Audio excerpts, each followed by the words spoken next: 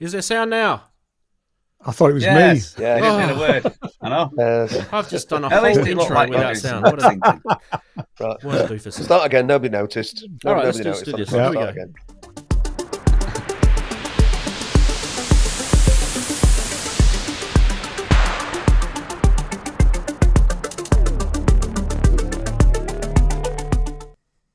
Take two.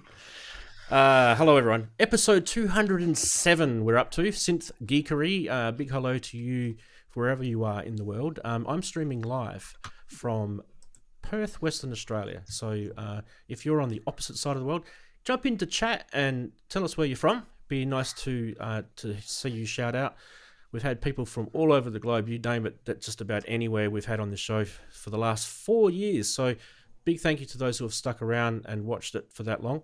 And speaking of big thank yous, we should say a big thank you to these fantastic people here who have joined us live on the video side. Darren, Ian, and Mr. Brooks. And we've also got Eddie, we're going to talk about what he's doing in a minute. He's on the StreamYard link. By the way, on talking about StreamYard, if you want to be part of the show, video or audio-wise, if you don't want to show your face, you can just jump on with just your microphone and mute your camera. bit.ly/Ranzee StreamYard is the link. Jump on. There's enough space for a couple more people. So yeah, please join us there. We are going to do a quick wrap around and say hello to, starting with Darren. Darren, how's your week been? Or 2 weeks? 2 weeks. I've been labeling Up. Although there's no label on it yet. Lift it up. Yes. There you Oh, where's it? So I've been labeling plugs and stuff. I've been working on parts of the studio are missing. Stripping down for a live rig that I'm making. If you've seen the video last week, it was just the start of it. It's just a bit of one. But so that's what I've been doing. I've been working for the bits that I need and things. So it's been chaotic. I haven't done much in the studio as such. I've just been writing live sets and trying to get everything working. So yeah, that's basically what I've been doing for the last 2 weeks. Very exciting. Very cool. Sounds great. And so what's the purpose of labeling everything? Just so you can jump in and see where everything's connected to under your desk. Is that what it is? Yeah. Okay. No, it's for when the labeling's for the live rig, so that I know exactly where everything's going to go. Yeah, not for the studio. I never label in the studio. I just like to faff around for 3 hours looking for something. Let's unplug this. See what happens. But when I'm outside the studio, I don't want to be doing that. Yeah. So I'm trying to get labeling and finding problems that I didn't know I had, but now I've got problems that I've got to sort out for the live rig. So other than that, yeah, things are. Having to adapt it because I've not done anything live before. So to do my music, how I sort of wanted to do it, I'm trying to work away. I'm just trying to work how I'm going to do it. I've got it pretty much down. The only thing is, I'm doing a lot of mine on headphones, so I'm not sure how it's going to translate when I get onto big speakers. Is the problem? You can never tell anyway, Darren. No. That's good. You go in I need some knowing tips that from Ian. You just got to go in and know that it's going to sound different to what it sounded like in your room. End of. And you just got to go with it. Once you're up there and playing, there's not a lot you can do about it. So you just got to go and trust that it sounds good and hope you've got decent monitoring. And I'm going to say, I know some people when they're playing, they play with headphones on, but I don't really like to do that. I feel there's a certain disconnect, so I like to hear it. I don't trust. I don't trust monitors in places really. I always check my own in ears now, but I've used headphones in the past because you need to. I mean, especially when you're usually only sending out a stereo feed, and I use the Zoom R16 as a mixer and recorder, so you know you're mixing it live as you're going anyway. You know, so I've done lots of gigs where you literally can't hear what you're putting out there. So rather than not risk that, you know, just be aware. This is what I've got to be careful with, because the way my set's going to work, I'm going to sort of need to be able to hear what's going out, because I mean, I can't play. I'm not going to be sit there playing the keyboard. A lot of mine's going to be timing, I'm trying to cross it between not a DJ set, because I want to do a DJ set, but I want to do my music. But like Andy says, you want a bit different.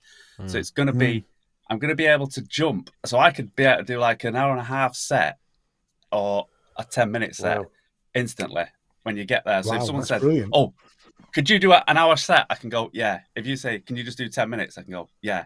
And that's what I'm trying to work it out, how I can do that and just chop and change instantly. So I could be playing, I'm hoping I could be playing, say you're doing your 15 minutes and they come up to you and go, "Oh crap, can you do half an hour?" And I can go, "Yeah, no problem," straight away. Or can you cut it down? So that's what I'm trying to work it out as. Whether it'll work that way, because I've never done one before, is a different matter.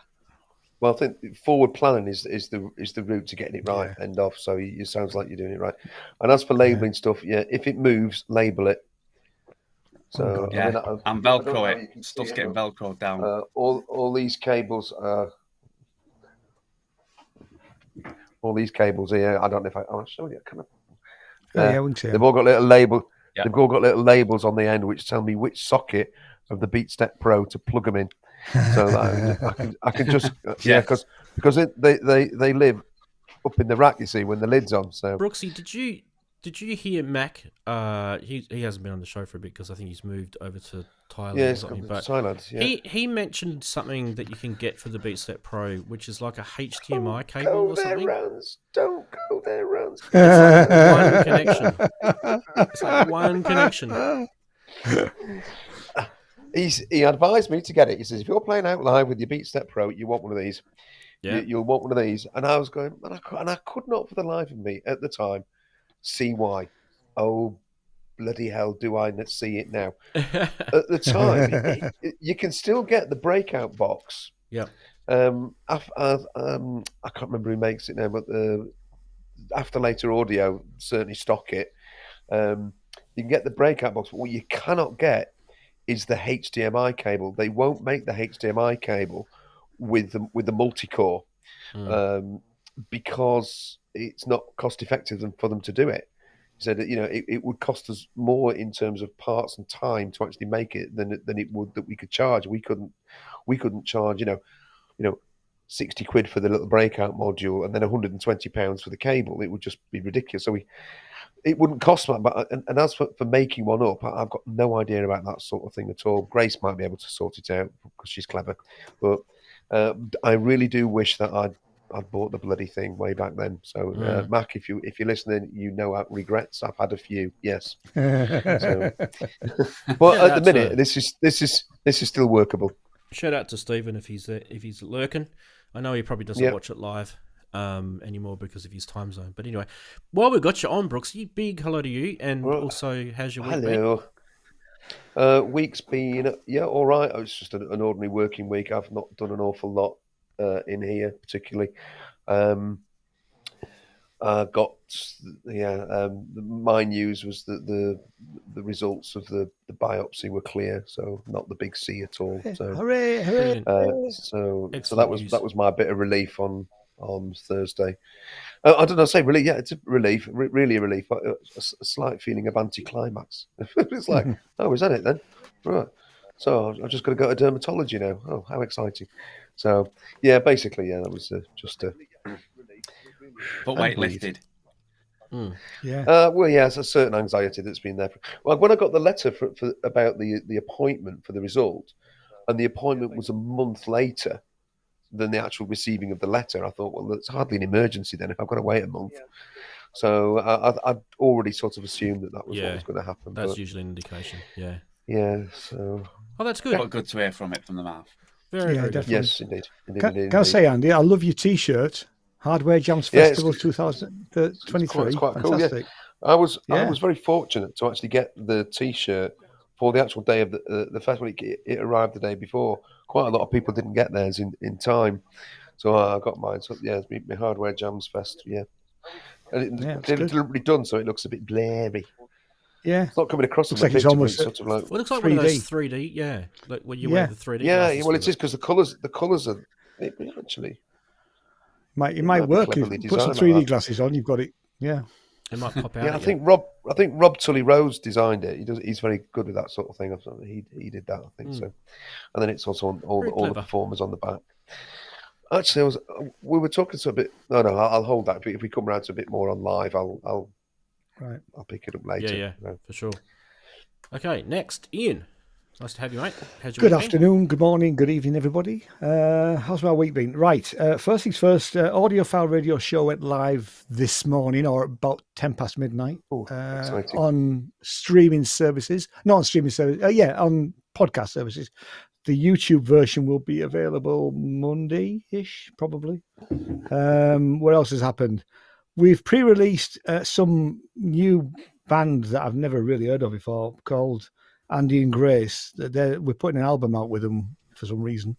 That you can pre-order it now on Bandcamp, and if you buy it through Bandcamp, there are extra tracks which are not on the streaming version when that appears for later down the road.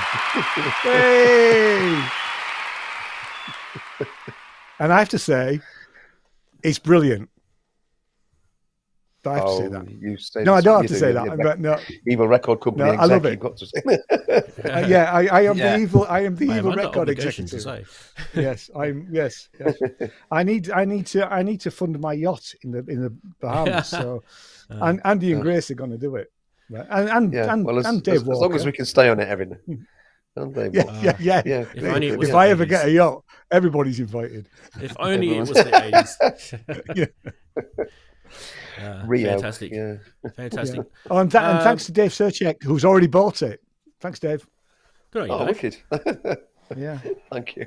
Now, for those who have just joined us in the last few seconds, don't forget you can join us also as part of the video crew on that link there, bit.ly/Ranzee StreamYard, and you can join in. You can even mute your camera if you don't want to be part of the show. All right, we also have, speaking of StreamYard, 2 people sitting over there, so that's really cool. Let's head on over first. First, what we're going to do is we're going to unmute.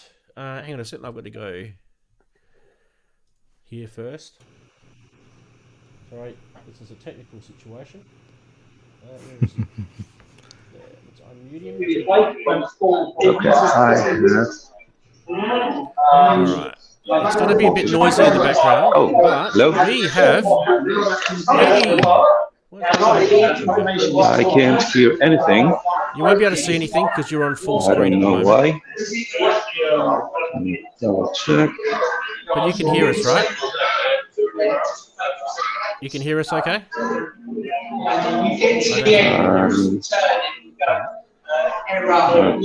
Chris, can you hear me?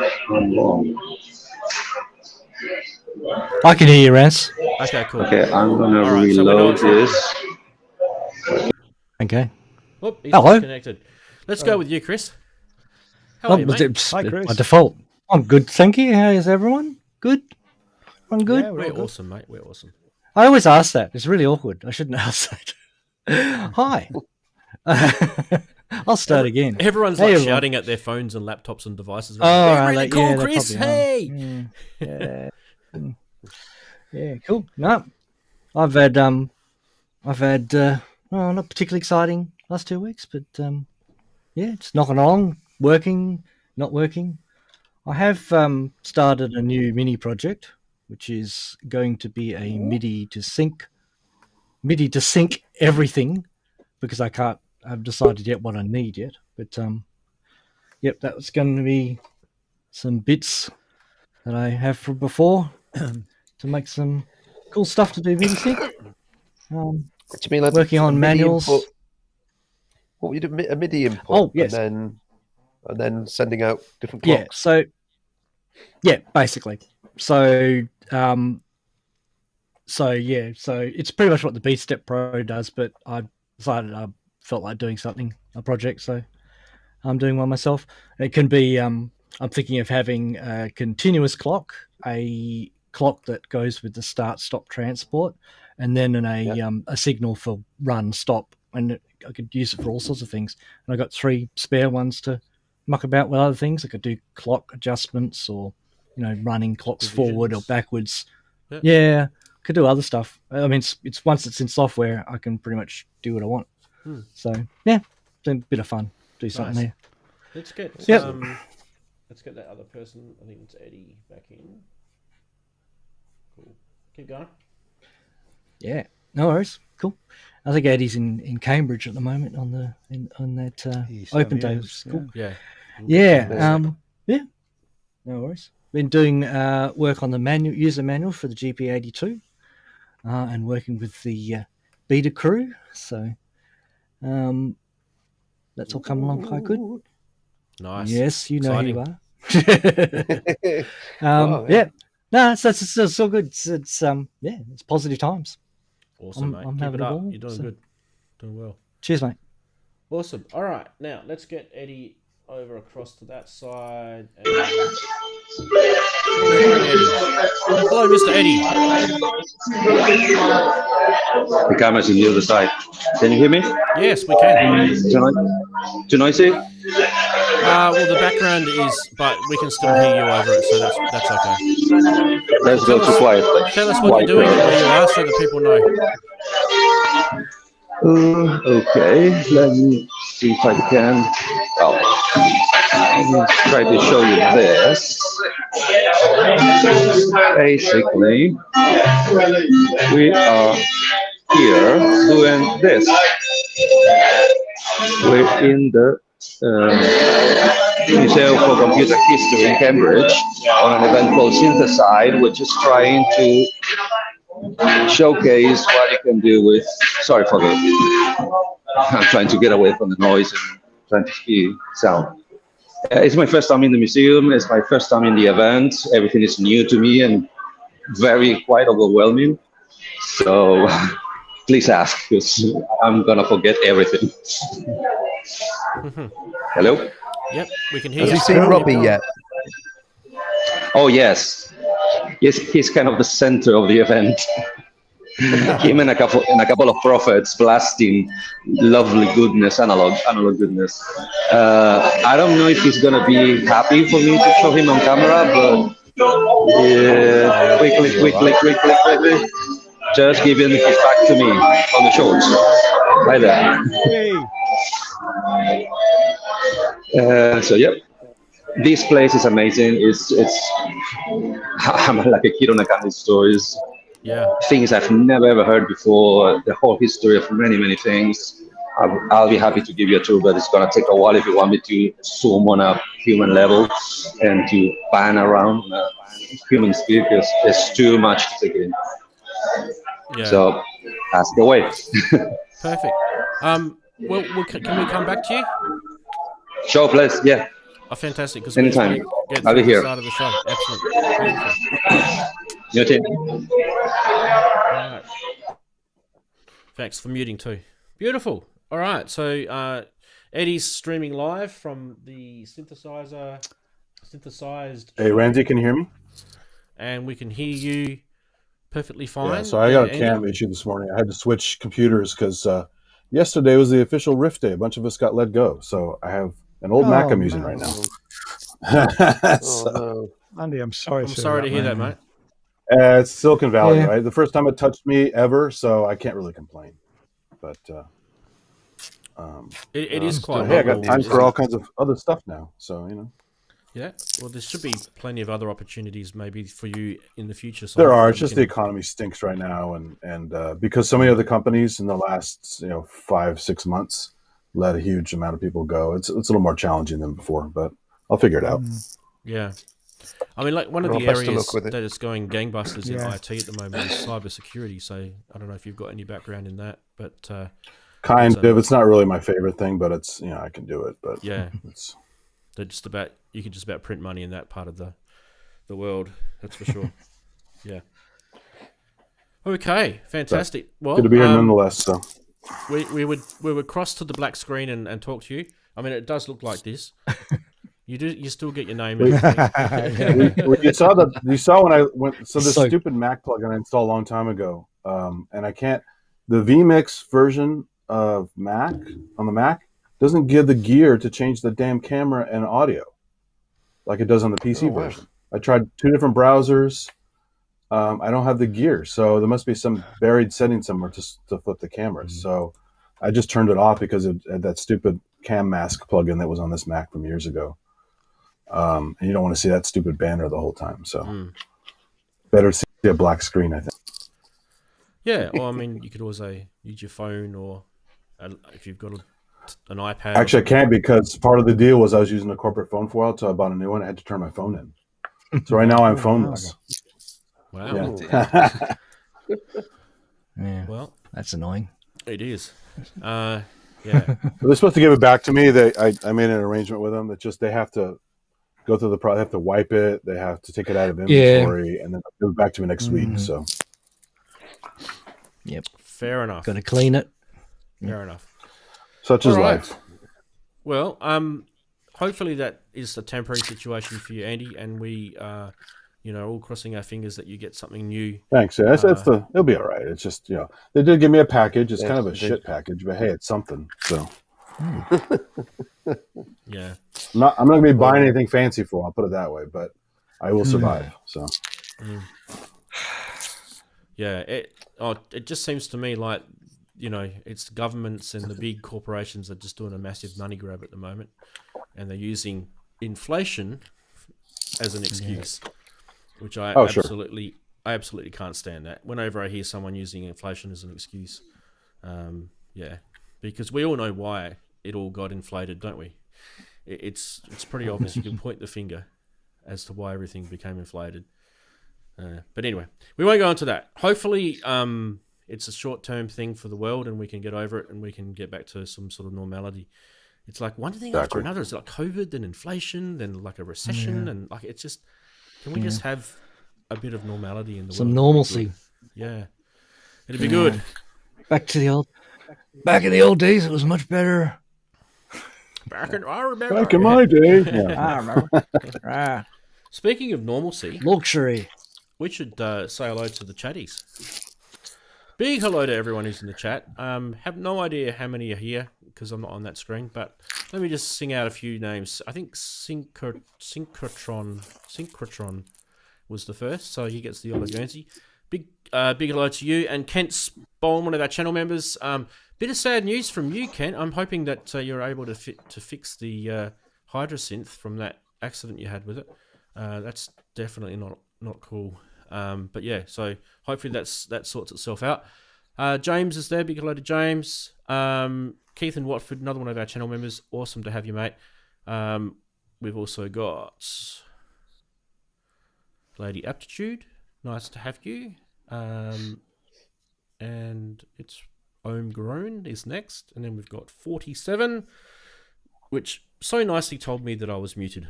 Thanks for that. I needed to know though.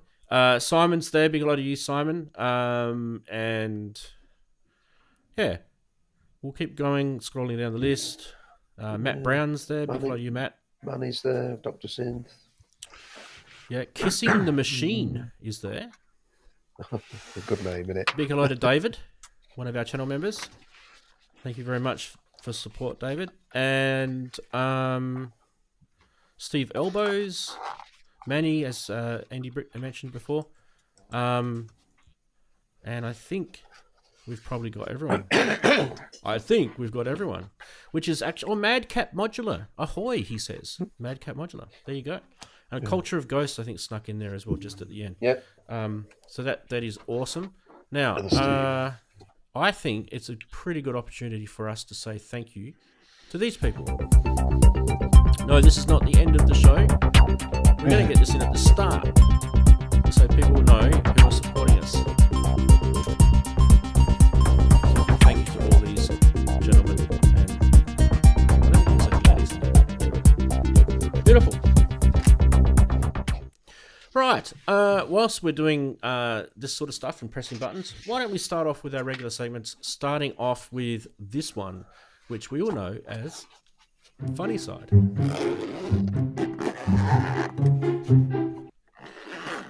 Yes, now Discord has been absolutely going gangbusters this week with memes, and if you're wondering what Discord is, jump on over to Discord. There it is there. That's the address, Ranzee Discord from bit.ly. You can get yourself into Discord and enjoy that sort of stuff. But the first one I think was... Let me just go back to here again. Why am I missing the meme? Why'd the meme disappear? Nobody knows the answer to that, so let's not worry about it. But let's press this button here, and hopefully it comes back. There it is. Universal Audio have said, error. Something went wrong. Please try again later. Oh, my God. Kent, look at that picture, mate. At least it's not as bad as that. Jeez, that's nasty. I don't. It's hard to see. I can't really zoom in on it. But if you guys squint your eyes, you can see someone's recording studio is completely burnt to a crisp there. That's very nasty. That track was on fire. We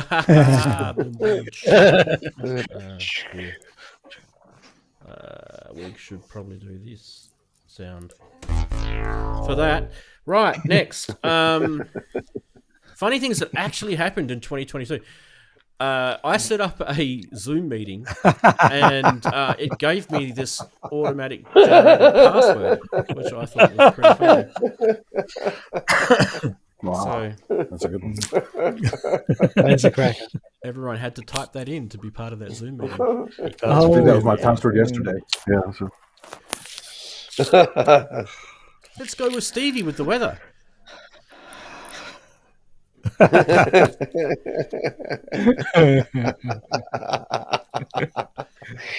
Oh, that. Oh dear. I think she played a synth once. And then Lady Aptitudes in the chat, Yeah. commonly known as Babs, and she put this one together for us. This is Oh, really good. that's good too. Yeah, a tiny synth in a big ass case. Hey, Yeah. it should be called Volca Big Ass instead of Volca Bass. Because didn't they have a another weirdly named Volca once? What was it? It was kind of like you could call it something else if you played with the words a bit. Which one was it? Trying to think. You've got keys, bass. No, it's one of the more samples, modern ones. New bass? drums. New bass, yeah, because it was new bass. Yeah. Yeah. Oh, the that's one. right. Yeah. Yeah. Right. It's actually a good unit, the new bass. Yeah. Yeah. That is it for the memes. Thanks, Babs, for that one, setting that in. So let us know in chat what's your favourite meme of the week, and also you guys can let us know as well on the video call there. Everyone's a winner, says Steve. I like the Volca bass. They were actually all good. But I'm going with Stevie Nicks because that really made me chuckle. Mind you, so did the Volca bass one as well, to be fair. I think I have to go with the password. Password. Yeah. That was a beauty.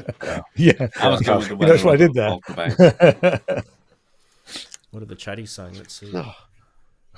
We could be very rude about that password, though, but I won't be because I'm kind and caring. Some people are saying Stevie Nicks, and yeah. Let's have a look at the chatties there. Is that working? Yeah, it works. Fantastic.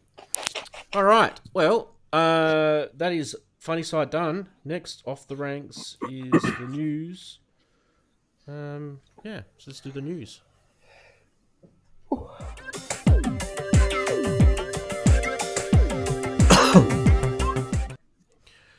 Starting with this baby.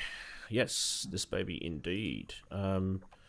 Yeah, so what have we got here, people? We have got the Bullfrog from a collaboration project between Erica Synths and a guy called Richie Hortons, which you probably may know.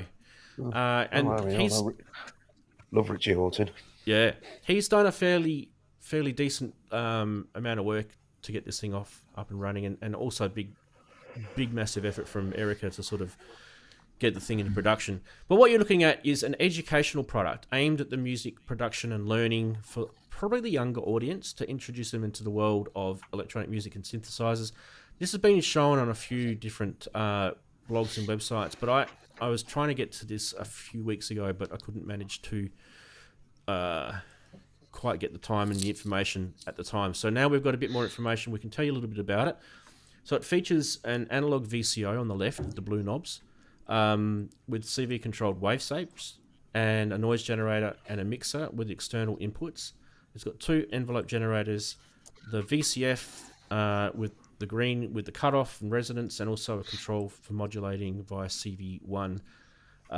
It has, as you can see, it has various modulation inputs on it. But the most notable thing on this thing, if you're probably looking, is that blue socket up the top. And what is that for? It's for these things, the voice cards, they're calling it. And the voice cards are these interesting things that you can plug into it, which give it expanded sounds and tones, but also other things like effects, sequences. You can see in the picture there's a sampler looper, there's a groove box, there's a high-pass VCF, an acid bassline, electric organ, a sequencer, and more. And I think the one down the bottom is some sort of patchable thing. So this is a very interesting concept. And we don't have a price yet, but there is a link in the blog article coming out at the end of the show, so you guys can check it out a bit more. I will bring up the website anyway, so you guys can have a little look at that. So they've got a website which is bullfrog.ericasynths.lv. And there you go. You can read a bit more about it. And there's Richie there, if you're wondering who he is. Right. Comments and thoughts about the Bullfrog? Sorry, Ranzee. I was going first. Is there a price? I missed whether it was said or not. No, no price yet. No, there's no price. Okay. I love this, but there's a caveat to it. For it to work in education, it needs to be cheap. Or it needs to be. There needs to be a fairly hefty educational discount. If they're trying to sell it to synth communities, it might. And let's face it, Erica synths don't do cheap products really. My worry is that this will be too expensive. Sorry. It'll also need to be built like a tank. It looks fairly robust. Apart from you could see the sort of the memory cards being broken as they're sticking up. Like I say, it's for education. I think it's great, but it does. I think it's got to be £200 for schools to be able to afford it, because they can't afford books. So I don't think it's going to be that cheap. No, I don't either. That's my only worry of it really. The memory card thing looks like a Centronics type port, doesn't it? One of those older sort of 80s style Centronics ports. That they used to have in the back of old games machines like the Spectrum and those sort of things. Yeah, but certainly they need to. Yeah, and it'd be great if every school had one of these. Yeah, Yuli Beringer did the MS1 or the MS101. He sent I think there was thousands that he sent out to schools around the world. And he did that for free. So it'd be interesting to see what Erica and Richie do with these in terms of price. Well, if they can't get it cheaper, they can always get Beringer to clone it. Yeah. Well, yeah. The thing is, it's and we'll not let them. We won't mind. It's not that different as it stands to a I crane. just agree with Ian. Keep going, Darren. You got the chair. I was just saying that I basically agree with Ian. If it's going to be for educational purposes, it's got to be pretty cheap, because, like he says, if it's expensive, then it's going to be for the upper class, and it's got to be cheap if that's private what schools. Yeah. Otherwise, get Beringer to do a version, and we could probably get it down quite cheap. Yeah, well, who knows? Maybe he approached Erica for a reason. Brooksy. That's not Brooksy. That's Brooksy. I was going to say that schools do have money for stuff. They've got plenty of money for putting in IT facilities and that sort of thing. So the money can be found if there's a reason for it. Music technology courses are popular in schools where schools can run them. So it is possible that they can get them. But I was going to say, you mentioned Beringer. Beringer already do one. Beringer already make the Crave, which is not dissimilar to this. Single oscillator synth, plenty of modulation, patch sockets. The tricky thing is, of course, on this, the patch sockets are right next to the things that you're patching, rather than in a separate panel, which is always a bit of a possible disconnect for people, a hurdle they have to come across. And the Crave is well built. Whether it's built well enough to withstand, 1,000 school kids hammering at it every day of the week is a different matter. But that's what it's going to be. So I do hope that when they that when they sort of release it and give a price that it isn't stupidly expensive, because if it is stupidly expensive, it won't sell to schools particularly well. It was interesting also, one or two people mentioned Pico modules or even the Erica Synth's own Pico system, but again, I'm not sure whether that will be robust enough for school use. Probably not. So yeah, probably not. But I've got a couple of the Pico modules, and you know, even the 2HP and those sort of, you know, when you start heading down the really sort of small format Eurorack, the PCB board has to go down below the panel. Downwards. Yeah. And as a result of that, so they're quite deep. There's not a lot of mechanical engineering they can do with switches and knobs and things on those. So, yeah, generally they're quite wiggly in those sort of modules. Absolutely. Yeah. Okay, let's just quickly pop over to StreamYard, and we'll get a comment from you, Chris, about the the Bullfrog. The Bullfrog. Well, if Baron had cloned it, they'd have to call it the Bee Frog. But, but no, it's an interesting idea. I like the edge connector thing on the back. It's interesting. Although I did find it interesting, a few people got the wrong end of the stick when it first was announced, and thought, oh, it's patched inside the actual unit, and you don't have to solder any wires. No, you have to solder wires on that little patch card, the one that does all the patching, and so you get a preset and you put it in there. You have to do the soldering to get the patching to work. They should have put on little pins so you could do the little Arduino pins and wire it that way. Yeah, that would work. Yeah, that would like have Volca Modular did that sort of. Yeah, like the Volca Modular, exactly like that. And I think the Workstat was like that as well. Yep, it was. Yeah. So it does look like it's kind of fairly well built, but I just look at it and think that's not going to be cheap. There's no way that's going to be cheap. Yeah. So I have concerns about it. So we'll see how it does it. I'm thinking it will probably be, $400 or £500 type price. That's kind of where I'm thinking it will be. I could be wrong, but I really. I have the Erica Pico Systems 3, and it has that card connector, and it comes with pre-made cards, and you can also patch your own cards. Yep. With circuits, but and it's not expensive. It's one of their cheapest things. So because of the card connector and Erica's making it doesn't have to be expensive. The Pico System 3 is actually quite reasonable. Fair enough. All right, let's go on to the next baby, and that would be this.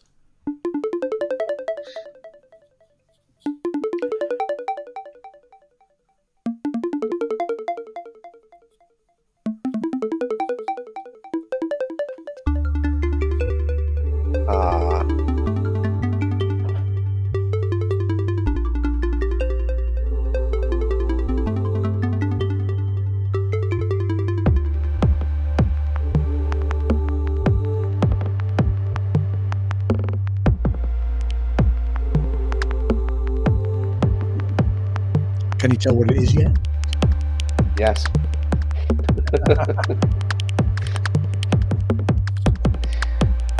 Yes, Ian, I can. Yeah.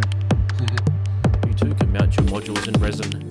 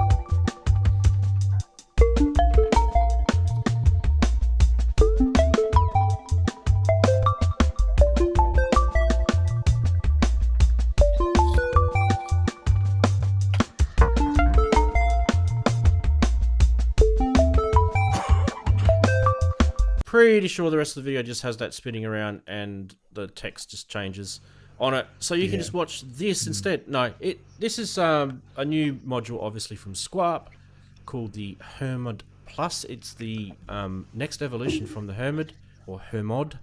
I think it's actually pretty interesting to be honest, because it is what they say, a modular brain. And what I do like about it is the user interface on this thing is actually pretty playable. It's pretty performable. And I like how everything is kind of spread out, inputs wise to the left, output wise to the right. A nice, decent size, sharp looking OLED display, and some good RGB pads in the middle. It's pretty decent size. It's 26 HP.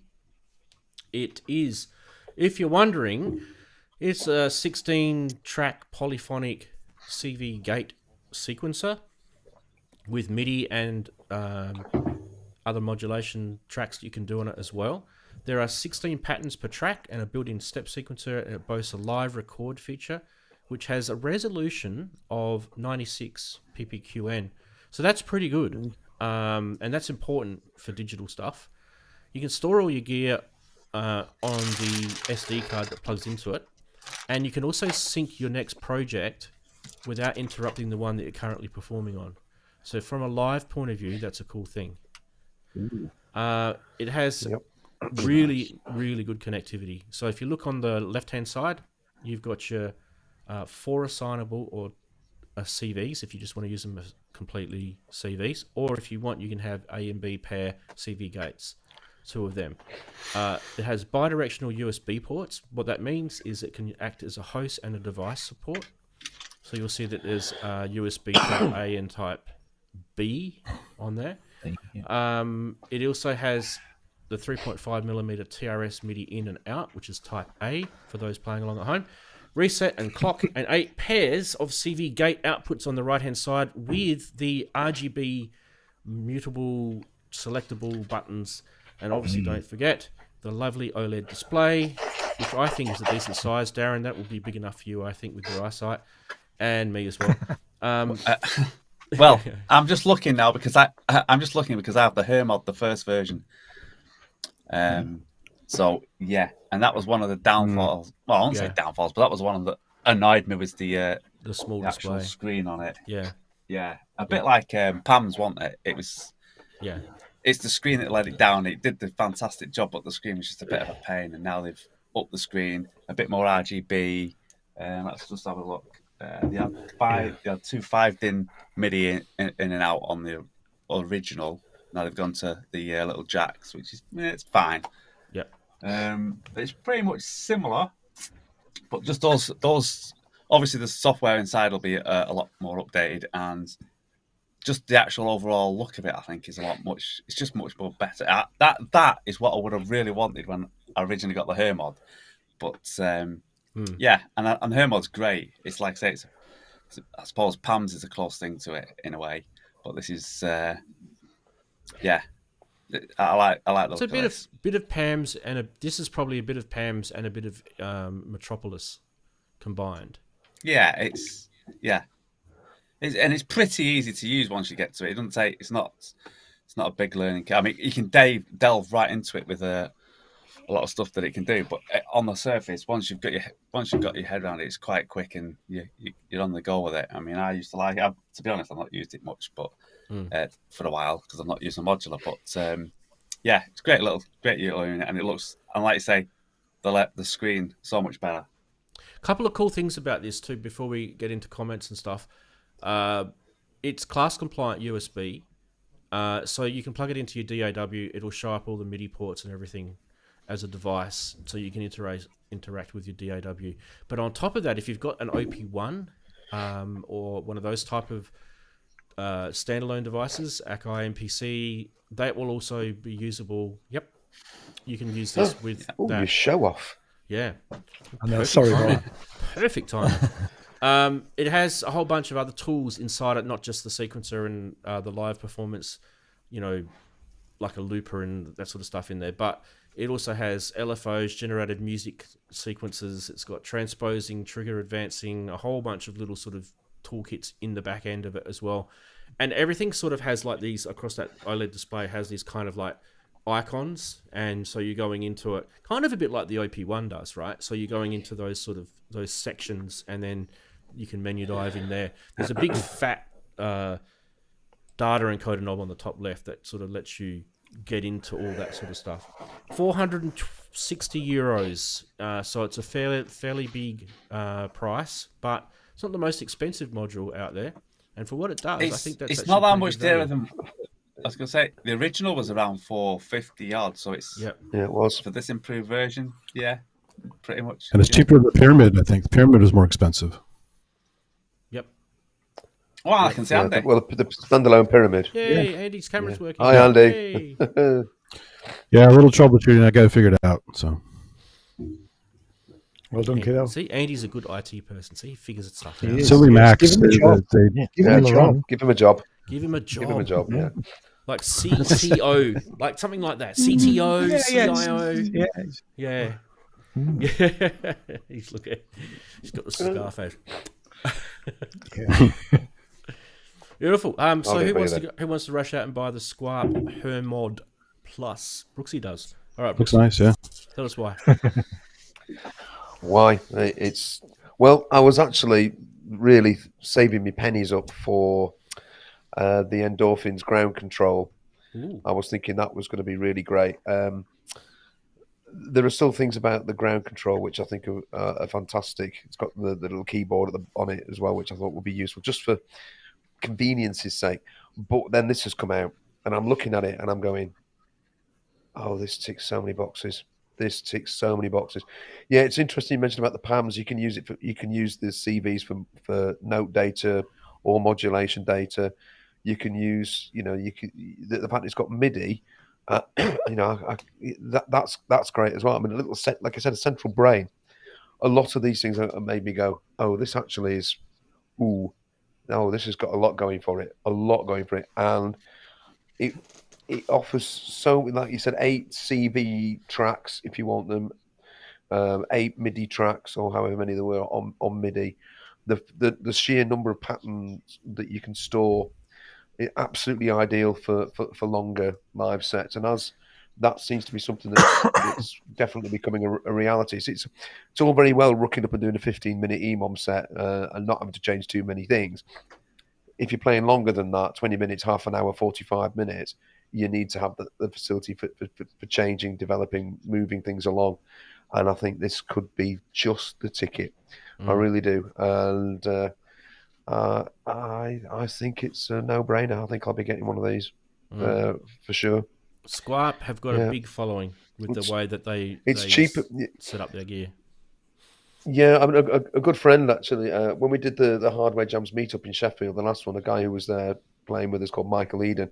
He's got the Squarp Pyramid, and he swears by that. He says it's just the box that lets him do what he needs to do in so many ways. So he'll be able to do some troubleshooting. But yeah, it is like you said. It's not a huge learning curve. So I'm very much in favour. Very sensible programming they've got. So you'll find straight away it'll make sense as soon as you use it. Darren, it's the same with yours, isn't it? It's pretty straightforward to use, isn't it? It like I say, once it takes a little bit of time, but not that much. Once it twigs, it's quite. I'm not one for sitting learning for ages because it gets annoying because I just want to create, and if it takes too long, then I can't be doing it. So it is fairly quick to get used to. Fantastic. All right. Now, excuse me, Chris, this next one, I think I'm going to get you to talk about this one because, because you mentioned something before. But let's go to this. The Univer Enter MIDI to CV converter and USB MIDI interface is finally here. Connect to your gear via USB, TRS MIDI cable, or use the included adapter to plug straight into those 5-pin DIN connectors we all know and love. Using the front panel USB, connect to the UI interface on the Noise Engineering customer portal and set each channel to any output option you need. Whether you're looking to map clock, note, CC, aftertouch, or anything else that MIDI can encode, the Univer Enter can do it. We built in over 20 settings for each of the 8 outputs. And if 8 outputs aren't enough, chain 2 of these modules together and you have 16 configurable outputs from a single MIDI connection. If you're looking for a way to bring MIDI into your modular system, you'll be amazed at the flexibility and ease of use of Univer Enter. Visit noiseengineering.u. All right, so this module, Chris, is pretty similar to what you're mucking around with at the moment, but obviously this is, there's a lot of these USB MIDI to CV stuff coming out at the moment. I think we showed one last show we did. One thing about this, I mean, obviously you heard everything he said. I am a little bit loath about people making you go to a customer portal to make changes to a device that you've purchased, knowing that these customer portal web-based things don't hang around for as long as what people hold on to their hardware devices for. So if anything, learn from what expert sleepers have done. The FH2 Factum module, they give you the actual web HTML page to download. It's got all the JavaScript and everything inbuilt into it, and all you have to do is just install it locally on your computer, open up your browser, and you've got all those configuration changes. And that way, if anything ever dies off the net, whatever, in the future, these modular companies come and go as well. I'm not saying that Noise Engineering are going anywhere, because they're a great bunch of people, but I just really don't like going into a customer portal just to configure my thing. Novation do it as well, which annoys me. Yeah. Yep. Anyway, we'll go to Chris, because I want Chris to have a quick comment about this, because he's building something right as we speak on this. Probably not quite as grand as this. We're using a much lower spec CPU, but basically if you get a decent CPU, like an ARM or something, and you realize that there's a market for this kind of stuff, this is exactly what I've been expecting to come out. So this doesn't surprise me at all. I've sort of been wondering why it hasn't come out before. There's obviously been an issue with demand, or maybe an issue with chips or something, but it's pretty much, they pretty much tick the box, which is basically to give someone an interface where they can take any aspect of MIDI and turn it into whatever they want. Because a lot of people have done it where they've made decisions for the customer based upon what they think is like the most efficient way to do things. But MIDI is kind of, there's a whole new generation using MIDI, and they don't necessarily use it exactly the same way as like, some of us who are older used it, because it's a different generation. They come from a different perspective. So I think that's why this has been being opened up to more, more customizability. So yeah, it doesn't surprise me too much that they're starting to come out with some pretty souped up MIDI interfaces. As I said, it's like, to make a simple one like I'm going to make, it's just code. It's so obvious in a way, but not everyone can DIY, of course. But yeah, I know, a bit weird that way, but yeah. But while you're there, yeah, maybe if you had a look at the web MIDI interface, maybe you could look at making your module accessible like that. That's a little, now that idea for you. Yeah, it definitely is a good idea. It's I think you've mentioned it before with the expert sleepers. It is the obvious way to do it now.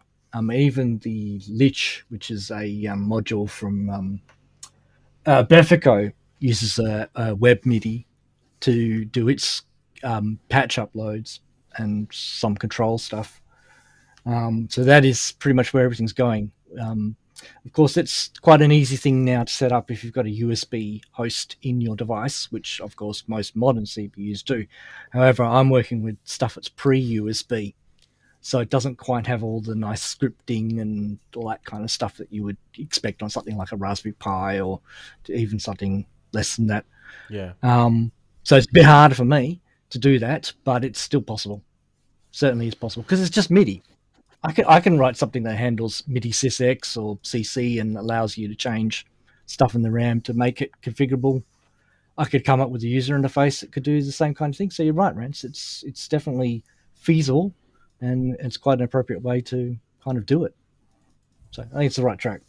Yeah, absolutely. Now, but this whole thing, this whole thing about buying into their sort of portal thing. Yeah, it's something that annoys the hell out of me too, because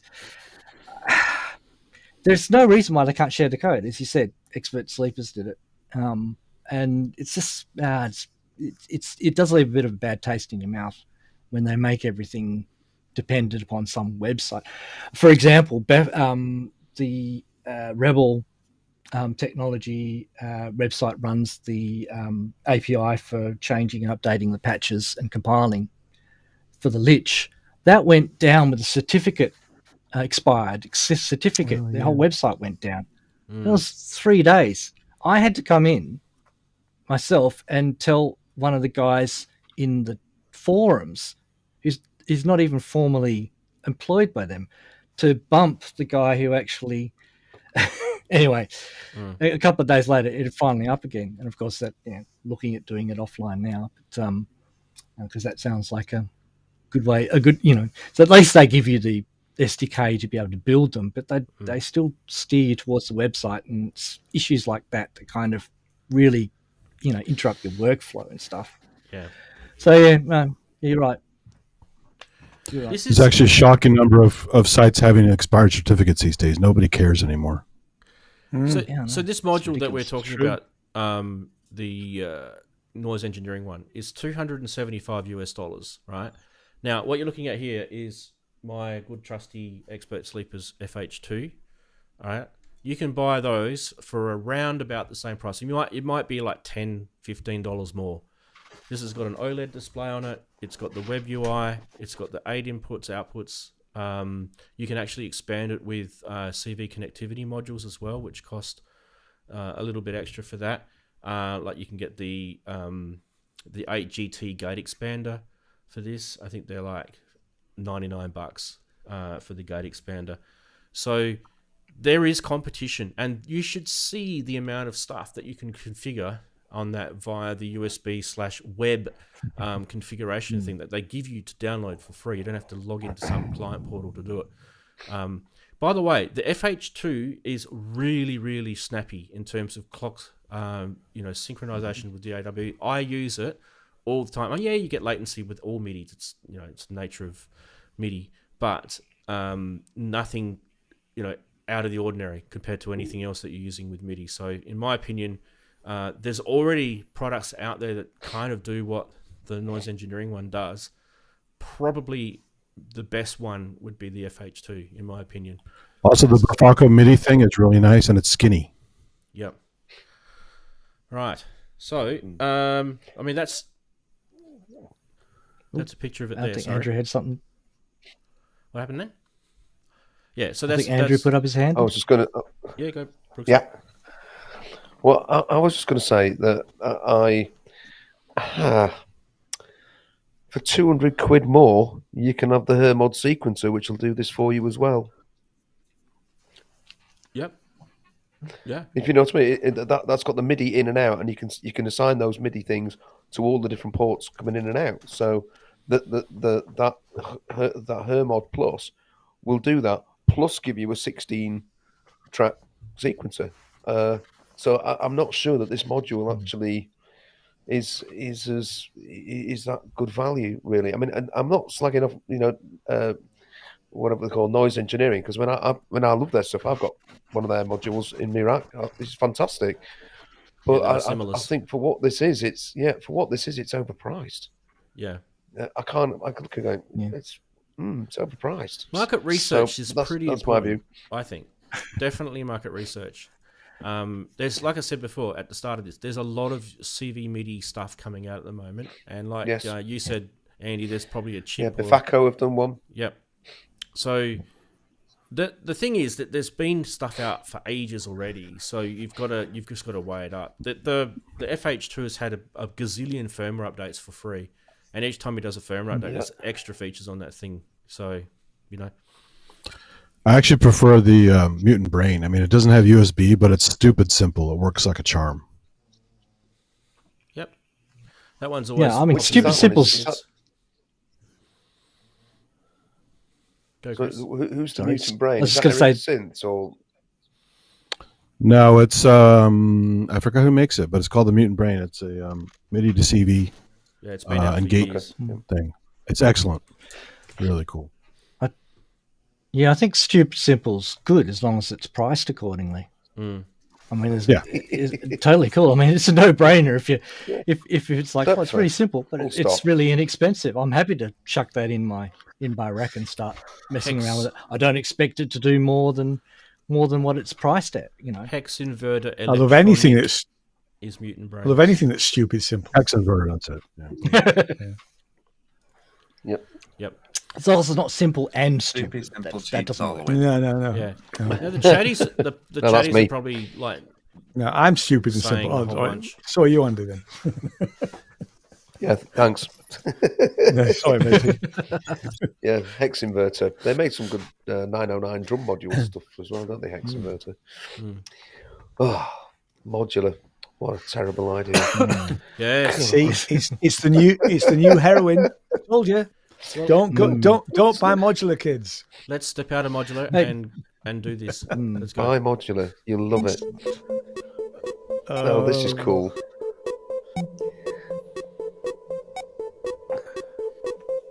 Low bit oscillator as a boast. Yeah.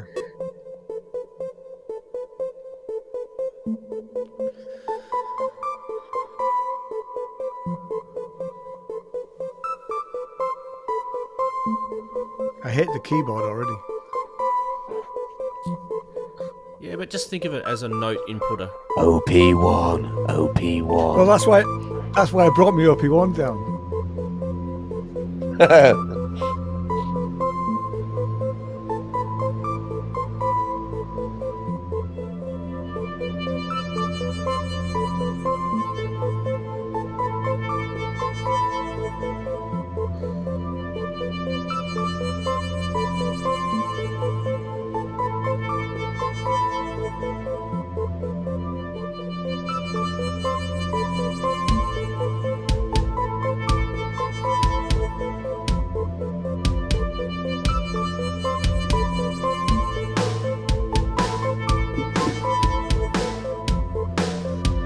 Missing chimps playing drums. That's what's missing. It's missing quantize right now.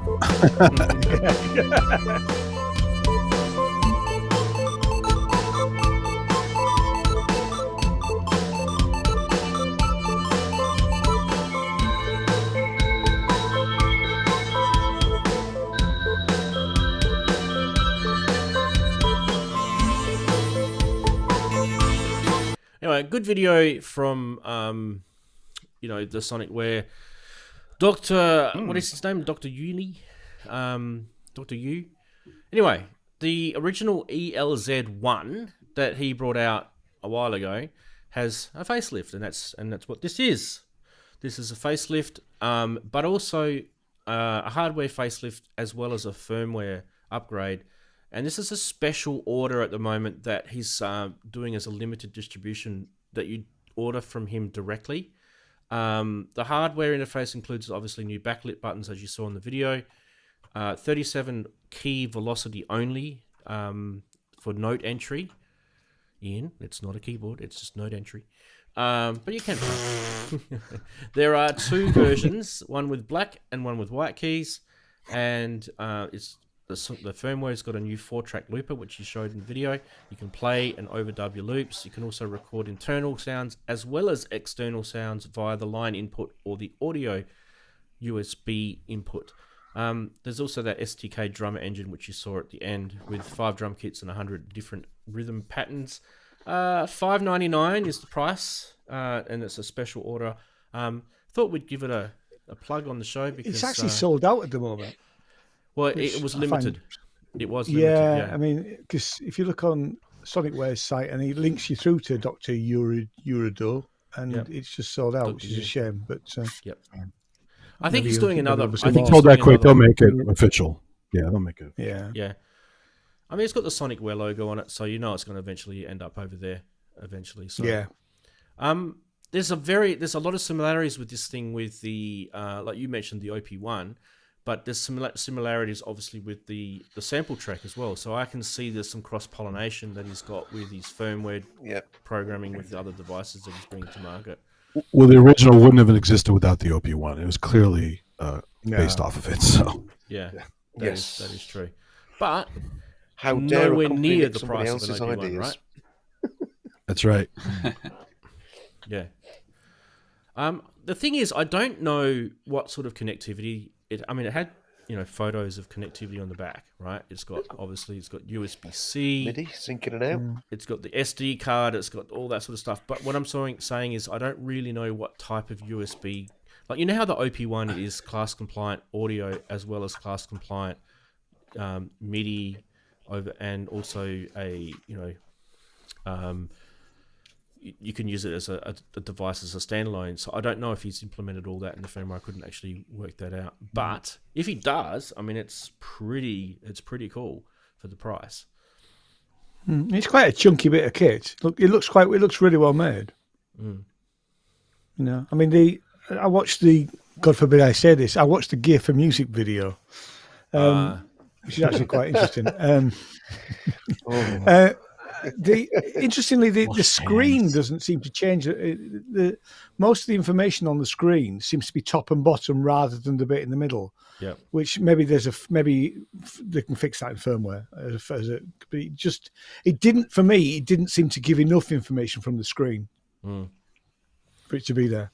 Yeah. And the only other thing I don't like is I don't like the keyboard. Don't like the keyboards like this. Never did do. Yeah. But they're not. Well, to be fair, Electron uses clacky keyboards that don't have expressions. So yeah, they're never meant to. Like, you're supposed to plug in something else into it. Yeah, I get that. Yeah, no. I've got an Ovation Impulse sitting over here that I never use, and the reason why I bought it originally, so I don't even make them anymore, is because of the aftertouch action on it. The semi-weighted keys, all that sort of biz, and I actually find that I never really needed it. Most keyboards that I've since, even the System 8 above my head here doesn't have aftertouch. I don't really need it, so it's kind of like, how often do you need this stuff? And then you've got the other genre that go and buy the Osmos. Hey Andy, need all that fancy stuff. Or the Lindstrument. So yeah, who knows? Don't forget Seaboard now. Rolly's still there. Most of the music that I make is on a key step. Not for much longer again. Yeah, again. Yeah, exactly. You got to think. Well, it's the cocaine they can't resist. So you got to think about it. All right, so that's the Sonicware. There's a lot in it. There's a lot in the box for £600, I think. Yeah. It's a nice looking unit anyway. Look, they're making some good stuff. I think it looks fab. Have you seen the limited edition where everything is black? Yeah, that's the two versions I mentioned before. Yeah. I think they showed even the screen. Didn't they? Yeah, even the screen. Well, no, actually not the screen, but even all the screen. buttons are black. Yeah, that's good. No, that was Andy earlier. Yeah. Now before we go to the next thing, let me just scroll back a bit. Let's talk about this thing, because there's no video, so I might as well talk about this. What? This is really interesting. So this is the guys that started all the Behringer System 100 stuff, right? He, obviously he works for AMSynths. That's his company. So he's brought out this module here, which is a state variable filter, dual filter. Yep.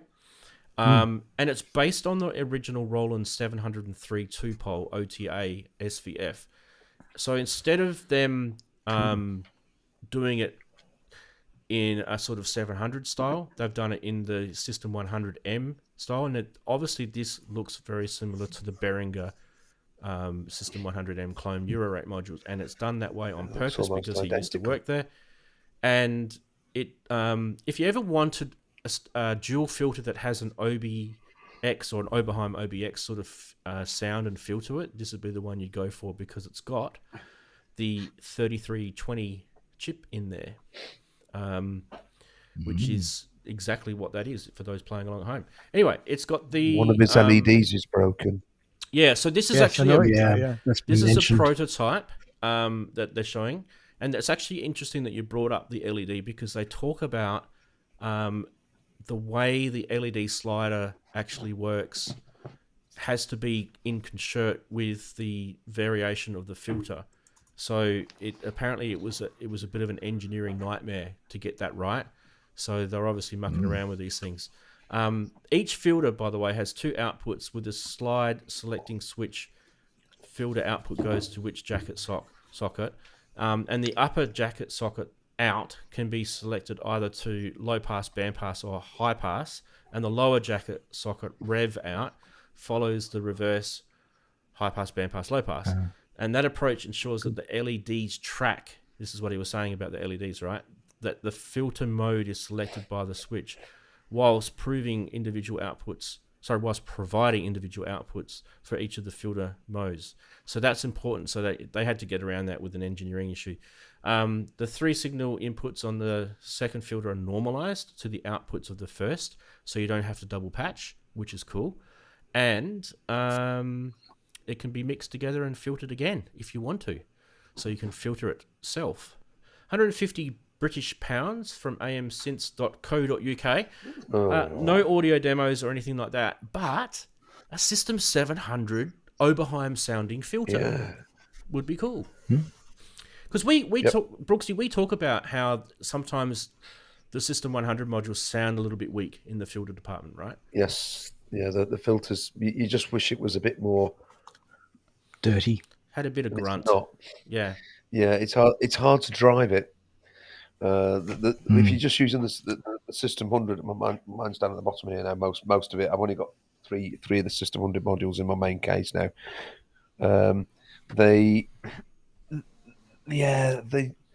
It sounds lovely. It really sounds nice. You get beautiful sounds, but it's hard. I find it hard to make it growl. And the thought of using a VCA just to boost the volume to put back into a filter, why can't I just drive it more? So this actually, as the fact that it's not the 1-2, what is it, 121 filter? Is that what it is? Is it the 121 in the System 100? Yeah, I think it is.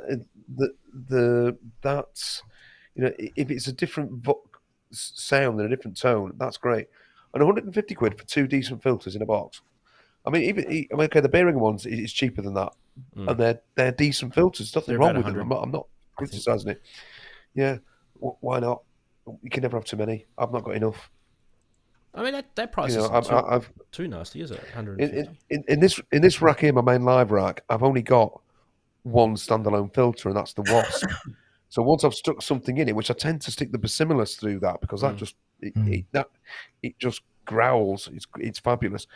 But then I'm thinking, I quite like to put the Platts through a filter, and I've not really got one available. So more filters, definitely more filters. Definitely worth it. More cocaine, please. I don't know what's happening with their availability. So you guys checking this out now, you may find that there's nothing available. Yeah, the AM stuff sells out really quick. I'm on their Instagram page, so usually it's like, I read the post and then I go back, scroll down, then go back up, stop, look at the post again, and it says, "Oh, they've already sold out." It's like, whoa. So yeah. But this one, I have to admit, I saw this one and I thought, oh, that's lovely. But I've got System 100 ME stuff. I obviously didn't look hard enough because it's completely different. A lot more interested in it now. But Chris, we'll see. Apparently the original 703 used a CA3080 OTA chip. Yep. Right? Yep. But they didn't go with that for this. They used the Oberheim 3320 SSM, right? Because it's an AS3320 actually, I should say. Because apparently it takes up way too much PCB space. So they got they needed they couldn't get a surface mount version probably. Yep. And the other one.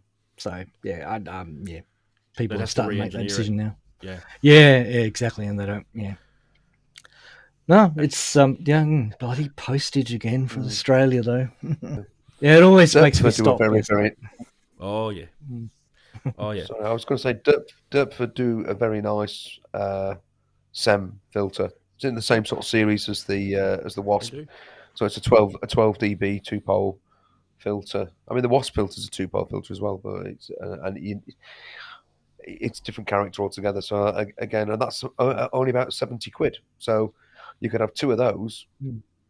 The price of this, and you've got 2 filters. But I mean, it's a nice multi-filter. It has like 30 models in it. It's very good. Say again, Andy. I missed it. It's digital though, isn't it? Deptford has this very large. It's like a 20 HP multi-filter. It has like 30 or 40 models in it. Yep. Do they? Oh, I don't know. One. I don't know if they're still making them though. No, it's hard to find. I got one a long time ago. So. Yep. Okay. Next, we have a video lined up for our viewing pleasure. We're checking out a new keyboard today. This is the all-new OPSix SE. The OPSix SE has all of the features from the original OPSix and also adds now a 61-key keybed that is made in Japan and has aftertouch. This also means that all preloaded programs are revoiced to maximize and include the aftertouch functionality. The polyphony on the OPSix SE has also increased to 80 voices, which is more than double of the original OPSix. So this new version features luxurious cosmetics with a beautifully finished aluminum top panel and sheet metal side panels for a robust and sturdy design. The OPSix SE is also available in a limited edition platinum finish. Both versions come included with a dedicated hard carry case. The OPSix SE ticks all the boxes for players looking for a great performance keyboard with versatile FM synthesis.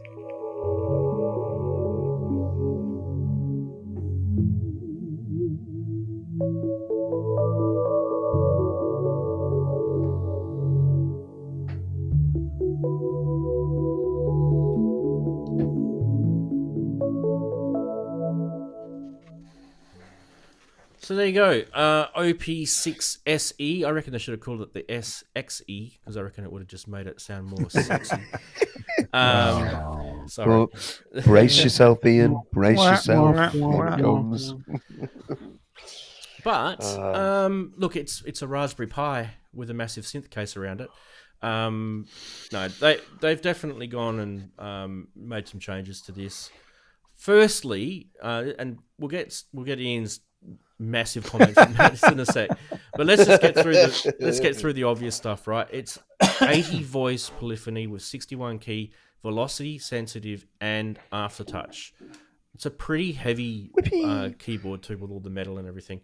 But for those thinking at home, oh, this is just another FM synth, I do want to point out to you that this isn't just another FM synth. It is actually probably one of the most easiest to program FM synths that I've seen out there. This is just my personal opinion. No, definitely. It has 40 available algorithms, and it has an algorithm editor, which I think is actually probably one of the best I've seen.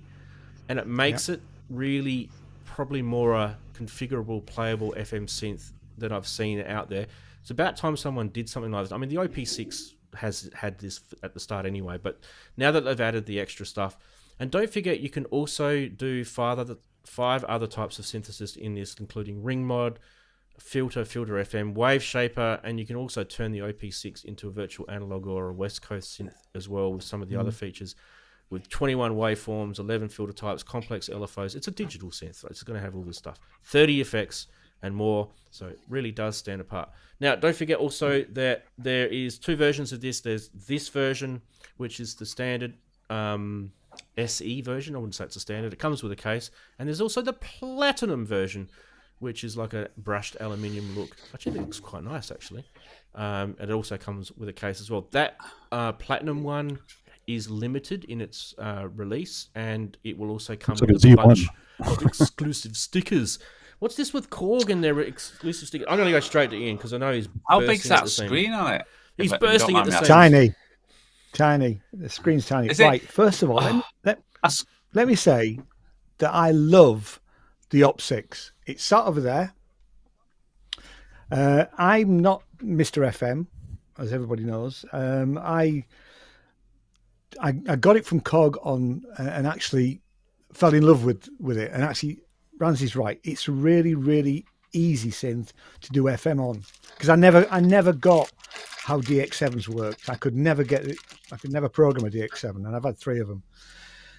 This, to me, it's a money grab from Korg, and I am a Korg dealer, but probably not for much longer. And the reason I say that is because every year we have to sign an agreement as to what we're going to stock, and I can almost guarantee that the SE won't be available till September. Come September, the dealer agreements will come out, and it will say that you have to stock this and the Wave State SEs in stock. And I'm not gonna buy this as a dealer. I don't think it's fair to, if a customer rings up or contacts me and says, "Order me one," well, fair enough. But I can't see the real benefit. What I would suggest is, if you want to buy Korg, buy a Nautilus, which is about 1,500 quid, and buy one of them, and then put them together. The screen, I mean, all they've done is, they've stuck it all in the middle. It's not even a bigger screen, really. And I don't know where Korg are going, because I think they've lost their way somewhere along the line. This is not the Korg that I have known and loved for the past 40 odd years. Since I bought my first Korg synth.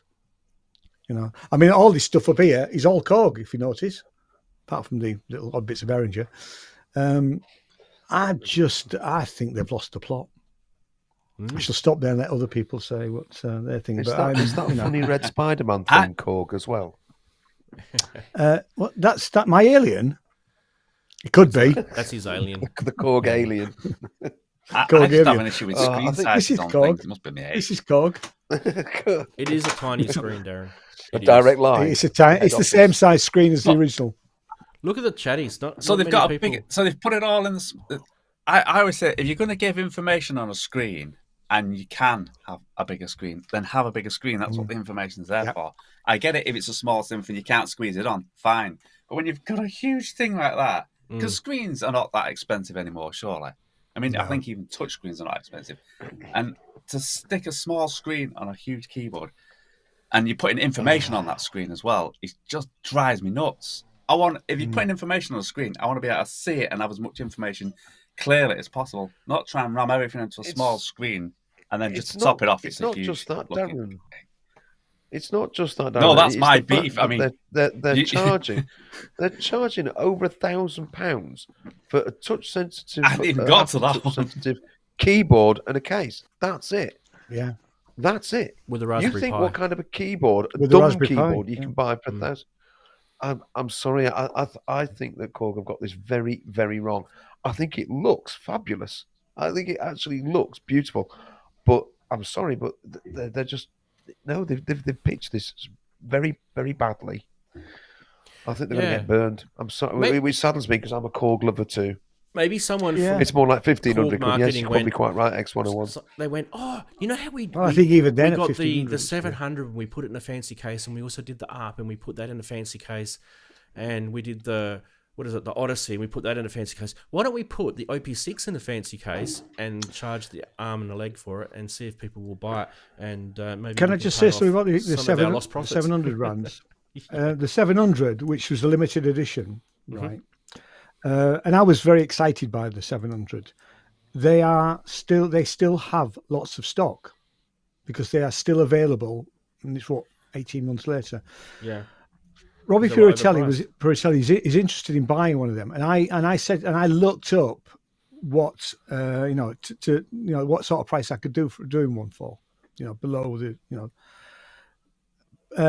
one dealer in the UK is selling them at less than trade. So you can't tell me that particular, and it's not Anderton's and it's not Gear for Music.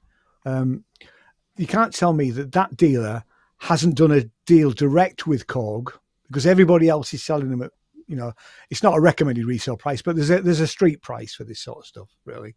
So the 700 FS hasn't sold in the numbers that Korg expected it to, and I don't think this will either.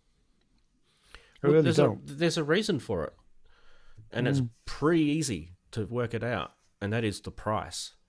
It's actually overpriced. Well, everyone just said it's a Raspberry Pi with a tiny screen, a massive, big, huge chunk of metal with a tiny couple of knobs in the middle. But you get that case. There's an amazing case with it. I mean, 150 quid from other than that, Music. Oh, sorry. The actual synth engine itself is pretty good. It is good. I like to dig on Yamaha with the all the talk about aftertouch and FM. Like the Modi X has no aftertouch, and they're kind of like, "Hey, this has great aftertouch on it." Yeah. I mean, I also think that the software version of the OPSix is overpriced. And I do think if you buy, that OPSix, you should get the software version for free, but you don't. You have to pay 50 quid for it, something like that. 50 quid. So Korg haven't got it wrong just on the hardware. They've also got it wrong on some of the software. Yeah, if not all the software. They've got a sale on at the moment for the software as well. It's half price. It's still overpriced at half price. Oh, thanks. I was thinking of buying that. Yeah. Well, it's $99 now. Yeah, Chris. No, I was. So if you're going to buy it on sale. But titanium. Yeah. I wasn't going to get the OPSix, actually. It was the Wave State I was interested in from that Korg show that Hendrik did a couple of weeks ago. I thought, so tempted. I don't have room for another keyboard, and they don't make a module version. And they should make a module version of all three. Yeah, I know. They should make module versions, but they won't. Yeah. And whoever. I remember reading an article about how they were, it was really going to, soup up their production line and make them able to produce cheaper keyboards once they got their compute modules sorted out and on these synths. And obviously the marketing department said, "What are you talking about? We've got an opportunity to make more money." Yeah. Dreaming. It's a bit sad. Hang on. I've got a button for that. Yeah. Where is it? Tell me streaming. There it is. That's pretty good. Excuse me, on a much more serious note, incoming news. Kent's Hydrosynth Deluxe lives. He lives, yeah. Oh, what a champion. Let's just get that on the chat. Long live the Hydra, yay. Yeah. Well done, Kent. Good job. Now that's it for the news. Now I don't know if Eddie is still. Sorry for my rant, everybody. No, it's perfectly fine. We loved it. No, keep going. It's expected for Korg, right? So I want to get to I want a Korg product that I can really rave about and love. Guys, we're going to go to Eddie because he's making this massive effort to connect to us. You've got to unmute yourself, bud. Sorry, I'm in the noisy area. Let me get away.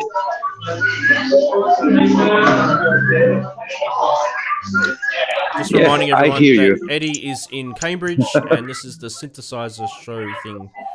Sorry, I can't remember exactly how you call it. Synthesized or synthesizer? It's a museum for computer history who's having an event called Synthesized, trying to remember how we all started making music with those computers that we used to fight.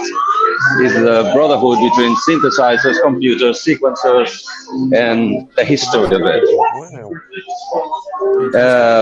The museum is really worth watching because there's everything. It's almost one of everything ever released or built or manufactured.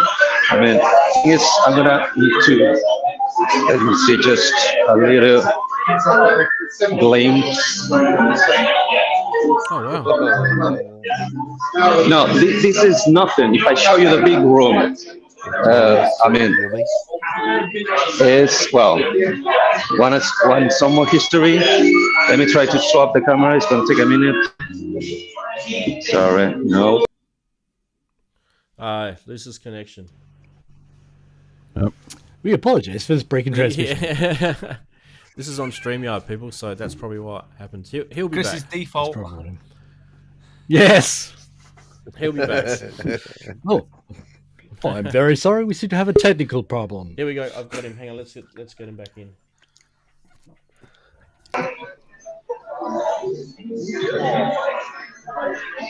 I'm gonna show you something that shocked me so much because it's crazy. And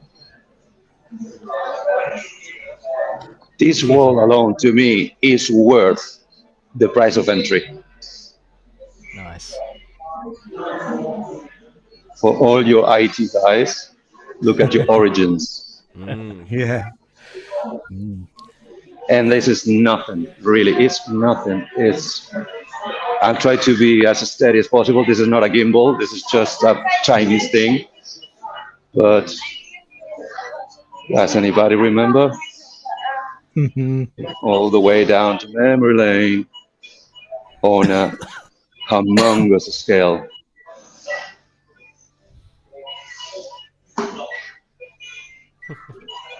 Wow. Sorry to try to be fast and efficient. Oh, obviously. Those were the days. Have we got a video? Let's see if I can find the vacuum tube one. Well, it all started here. Yep. The old punch cards. Talking about punch cards. Sorry for the speed, but otherwise it would take forever. LT5. I remember this one. Oh, yeah. And I remember this one. And I didn't even have a computer. The compacts, yeah. Oh, yeah. I had one of them. That was when they first reverse engineered the BIOS. Well, as I said, I think everything is here. In one way. Oh. See a ZX Spectrum. Where's my AMS thread? It's just in the next room. I just need to find it. Trust me, it's there. I did my first programming So if anybody can tell me what the heck is this? IBM 370. IBM 370. Yeah, you know that. Yes, I never got to see that. Yeah, part but of it. I had to what does it do? it's a mainframe, wall-mounted my friend. interface. Is it? You can only use them wearing a blue suit. Oh. Yeah. You can say whatever, but this reminds me of war games. Yeah. I'm about. Not enough LED. Not enough Well, LEDs. because it's turned off, but I think I'm going to turn around and see Whopper. I'm going to try to find the person, Mr. Tony Jewell, which is organizing this, because that was kind of the whole point. So you can note him and let him actually explain what is going on, why, when, and how. Oh, obviously.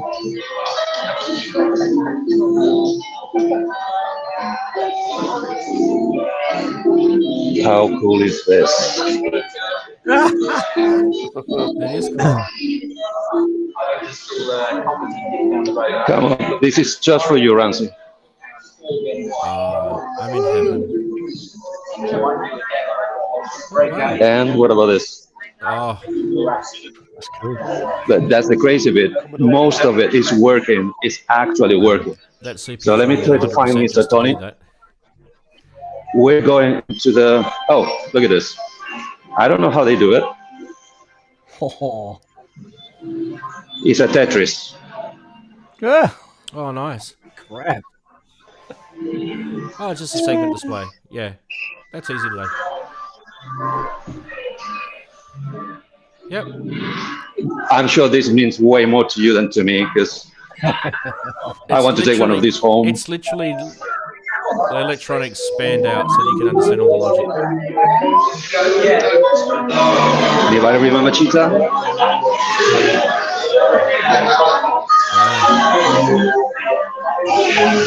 Yeah, I remember that So one. it's gonna get loud. MSX, yep.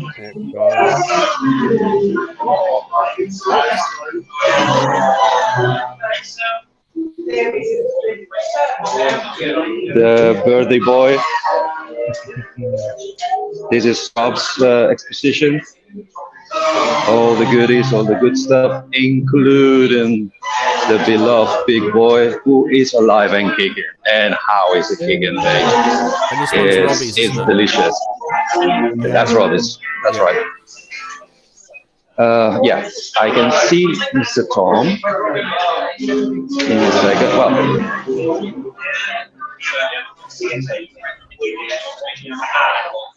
Okay, so then, let me first give you a very fast glimpse of what I brought, what my little apportation. This is my DX little corner.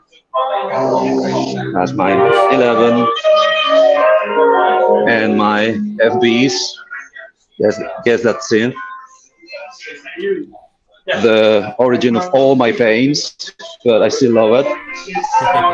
And this little baby doing drums and general MIDI at the same time. And the little baby, which is attracting more people than I expected. 2600 forever. And obviously I had to. And this is my good job. Yeah, man. And obviously my synth bass, both mounted on GKs. Hi, just because somebody asked, why is the ZX Spectrum? Where is the ZX Spectrum? Yeah. We don't have one here. I think I saw one. Didn't you? Didn't you have a... Not to use, but to see. Oh, yeah. Because that's the point of the museum. Most of it is here to be used. We have the original ZX Spectrum prototype here. Can you hear him? No, unfortunately. Oh, give me a second. Just put this one. If they call me, just tell me. Oh, okay. First of all, Mr. Tony Doyle. Hi there. Hi, Tony. Hi, Tony. Hi, Tony. Hi. Hello there. So basically, this is the original ZX Spectrum. It all starts with this. This is the prototype. As you can see, with the little stickers that show you what the keys turned out to be. Now, I'm sure we have another one around here somewhere. Yes, there we go. A whole bunch of... yeah. And its later incarnations. Fantastic. So this is our cabinet of British computers. Oh, the Sinclair. Oh, wow. ZX81. An Auric? Is that an Auric? I'm looking for a new brain. Would you mind explain to this audience? I'm aware they can't hear me. What is synthesized and what are we doing and where are we doing it? Okay, so we're at the Centre for Computing History in Cambridge. We've been running Synthesized now for about 5 years, and basically it's to celebrate the connection between computers and music production and music technology. So, we've had all manner of interesting machines over the years. We've had Fairlights, we've had PPGs. As I'm sure Eddie's shown you, we have a fantastic amount of equipment here today. And yeah, it's just to show that computers aren't just used for programming. They can be used for music, they can be used for entertainment. And yeah, this is our chance to demonstrate that. Fantastic. It's really awesome. Thank you. Absolutely superb. Thank you. Thank you very much. So at the moment you're streaming live to all over the world, and it's a bunch of synthesizer nerds. So we're all enjoying everything that you're doing there. Thank you. So I think I can hand you back to Eddie now. Thanks for organising that. There we go. Thank you. Sorry for the... I am back on track.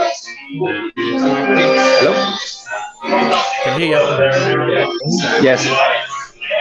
Hello, can you hear me? Yes, we can. Yep.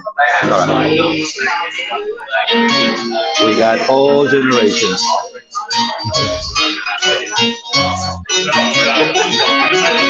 Third way. And in case you haven't... That's our music shop. Hello, stay away. Oh, wow.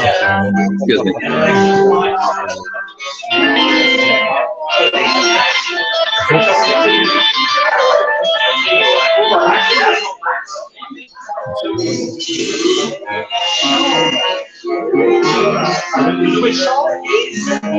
So, what is of your interest now?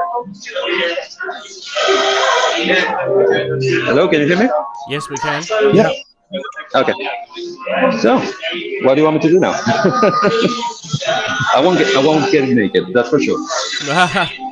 Oh, and expressly for Andy, is your carpet shot. Hey. By the way, thank you for mentioning me about the JV880. By the way, please, do you mind to step aside? I want to film this. Just 1 minute, okay? So, this is the source of many of my tribulations. It's mostly finished. All accessible. Nice. Very nice. Problem is now I realize I still need to buy 6 more keyboards. So it's the never-ending story. And I think you've got a couple of cartridges to get still too, don't you? Only one, in fact. All of the units are fully loaded with all the wave expansions. Some of them just for dust keeping. I'm having the PCMs already insert. Some of the patch also. But from the sRJV, the plugins, which is here. So yeah, I'm done with the PCMs. That's done, all of them. With the PNs, the patches, all of them. I'm just missing the final Japanese only edition of the experience boards, which is number 96. So if anybody wants to sell it affordable, please hit me. And then I'll be finished with this part. Then it's just keyboards. So let me change around. I think they're the same as the ones you put in your XP50, aren't they? Yes. XB, so JV, XD, and XP use the same expansions, except for the ones that don't have the slots. Let me change the camera around. Just give me a second. I don't think so. I've been done it all through it. And let me get wonders of the technology, right? And set back to settings. So yeah. Obviously, some of the models. Channeling David Draymond there. What? You're channeling David Draymond. Sorry. Once again. Just saying, with your new look, you're channeling David Draymond. Oh yeah, a lot of Draymond. So. Well, Van Gelder also used the JV stuff profusely. And I understand why. It's not only what it already comes in build, it's how much you can change it and how much you can transform it. It's really, really deep. I've been doing my homework to be able to answer questions in this event where everybody knows everything about everything. And trust me, it's really deep. I haven't even moved the lid of the top of what those things can do. They can go as deep as just go back to square waves if you wish and start from there. And as I was saying, so yeah, some of the XB and JV, because they were meant to be evolutions, they don't go as back as PCM cards. They don't accept those. Some of them don't even accept the PN cards, the patch data. But most of them admit some form of sRJVs, which is the ones I just showed, or the SRX, which is the next generation, basically double capacity. I think and they're kind of mixed and not so specific about genre. Okay. And this second expansion that I just learned that I have to get as well, which is voice expansions. Basically, JV 80 and 90, they're 8-part multi-timbres. With that extra card, they become 16-part multi-timbre. And the types, one is JV quality, like it's 4 tones per sound, and it's a GS. Basically, the GS gives you 16 extra parts multi-timbre. Very, very similar to what a sound canvas would do, or a MU unit, just in one card that you can plug on the back of your keyboard. So my thousands already in the shop. That's still public. That's why I didn't brought it. Which is an 80 JV80 plus an MC50 Mark II. I learned that one. Then it's the JV90, which is same patches, just different guts and more memory. And that's the JVs. Then the other ones, the JV30, 35, and 50, they're general MIDI variations, which I need to still understand why they keep calling them JVs. I think it's because they use the same BCM waves. But apart from that, they're fully general MIDI compliant and GS compliant. So I think it was just those ones are in the bucket list. It's like the line. It's a line of synths that have a similar sort of functionality, and I think that's why they kept the JV name. But that's the point. 30, 35, and 50 don't have the same engine. You don't edit them the same way. They're kind of monotone. Each sound is just one tone. Yeah. That's why they can give you bigger multitimbrality, and surprisingly, two fewer polyphony notes, because JVs are 28, the GS variations 30, 35, and 50 are 26. I still don't understand why or how. They give you 16 parts multitimbrality instead of 8, but they take away 2 notes. Maybe that's probably like a CPU memory thing. Yep. Yeah. They probably have a lot of similar controllers on them over the years. Like Roland did make their own. No, really. From a JV90 to a JV35, which is the one that got released at the same time, the only thing common is that it's written JV on them. Everything is different. Right. They edit different, they control different, they perform different. The keyboards are different. It's like they shouldn't be called JVs. Yeah. But they are. And that's gonna wait on my bank account. The one I had that was similar was the XP30. Yep. But those ones had extra things. That was the last XP that Roland ever made, the XP30. Yeah. JV, XV, and then XP. And then they moved on to a different engine. Yeah. I think the it's really crazy. Next engine was the Integra, wasn't it? The next engine that they did. Well, they did the XVs all the way up to the 5080, I believe. And I think, yes, I think you're right. I think the next one was the Integra. Yeah. Way more polyphony, way more multitimbrality, way more patches, like insane. The 2080 is already, if you fully loaded like mine is with 8 expansion cards, it's beyond 2,000 patches. Yeah. So I had an XP as in X-ray Papa XP 30, yep. And that had over 4,000 patches on it. Exactly. They just given different attributes. One of them, the XP, was a little more. For what I've learned, I might be wrong. They are a little more workstations, more on the M1 line of working, but it's still from the same engine. In fact, I just learned that the only difference engine in a way is from the JV80 880 to the 1080. That's the only difference, because they basically double capacity and multitimbrality. Yeah, well, like but not said, because the actual. It was kind of a functionality thing for me. That's why I got rid of it, because for me the keyboard had terrible aftertouch. You had to just about put a sledgehammer on it to get aftertouch to work, which was typical of those keyboards at the time. And the editing of it was atrocious. In those days, it needed an application on a computer to be able to get anywhere with it, and even that was pretty. The 1010, the half rack, you have no control on the front panel. It's almost like a sound canvas unit. It's 2 modes, mono patch or multi-timbro, but each part on a different preset MIDI channel that you can't change. So part 1 is channel 1, etc.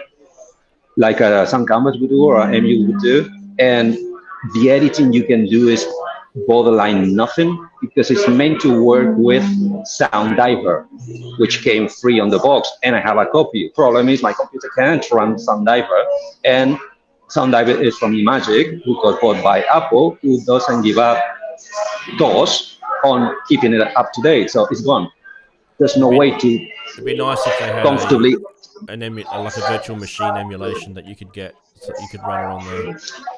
I'm trying to build a vintage computer that would run, but I think the last sound driver I got is for 495, and I only went as far as XP, so I don't know how am I gonna run with it. Right. Same for my MIDI router I'm using here, also Imagic. I bought out of ignorance. I cannot edit. It's a standalone. You can work fully. The patchway is a standalone, but only can be edited from the computer. Yeah.